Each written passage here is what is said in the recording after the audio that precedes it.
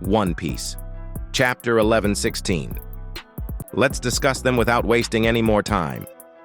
Chapter starts where last one ended. We can see more reactions about Vegapunk's words all over the world. People are asking about the war from 800 years ago. People asks that the war from 800 years ago is still going on? Where? But no one from that time is even alive anymore. Why is a war that no one knows of still going on? Vegapunk.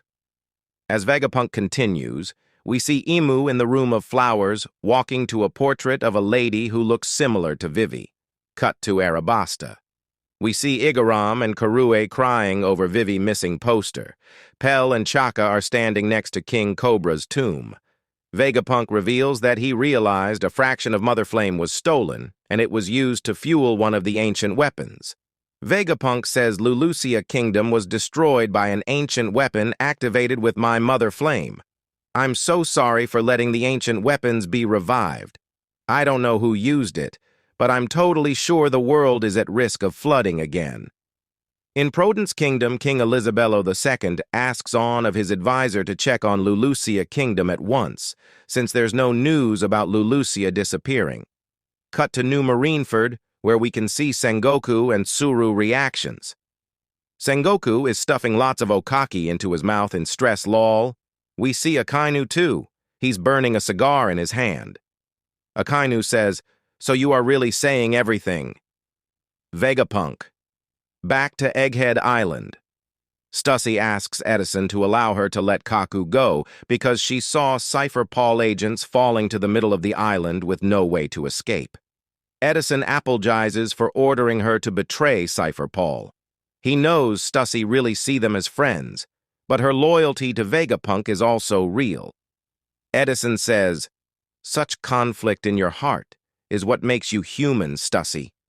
York is shocked that Stella knew about the Mother Flame being stolen, since she didn't synchronize any of her secret activities to Punk records. York deduces that since Vegapunk knew the world government is coming for him, he wouldn't just hide the special Den Den Mushi. Then York calls to 5 elders. York says, "I know where the special Den Den Mushi is. The ancient robot is currently protecting it." Vegapunk reveals that Joyboy planned to pass on all 3 ancient weapons to later generations. Vegapunk doesn't understand why Joyboy tried to do such thing. That's why he cannot say which side is good or evil in this conflict. But that will become clear one day, and on that day the world will be at risk of flooding again. This is my warning. We see Shirahoshi and Fishman reaction when Vegapunk talks about Joyboy passing on ancient weapons.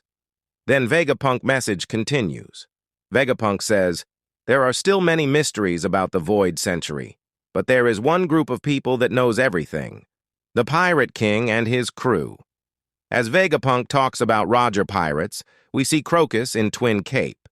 Then we cut to Sabaody Archipelago. People are seeing Vegapunk broadcast in the city. Vegapunk says that they learned the truth about that part of history. Why did they disappear without telling anyone anything? Why didn't they act? Cut to Shaki's rip-off bar in the last page of the chapter. Shaki is beating a pirate while she talks with Rayleigh. Shaki says, "Rayson, you're drinking too much. It isn't like you to be getting drunk like that." Rayleigh is sitting on the stool with his head on top of the bar. He's getting drunk. Rayleigh says, "I'm just an old geezer now, and you talk too much, Vegapunk. An old man like you shouldn't ruin the young generation's excitement, idiot." In the last panel of the chapter, Rayleigh places his drink on the bar while he smiles and gets nostalgic. Rayleigh says, "Now it's their fun, right? Roger." Editor says, "He, who knows the truth, simply laughs." End of chapter. Break next week. What are your expectations from this chapter? Let me know in the comments section. For more anime-related content, hit the subscribe button.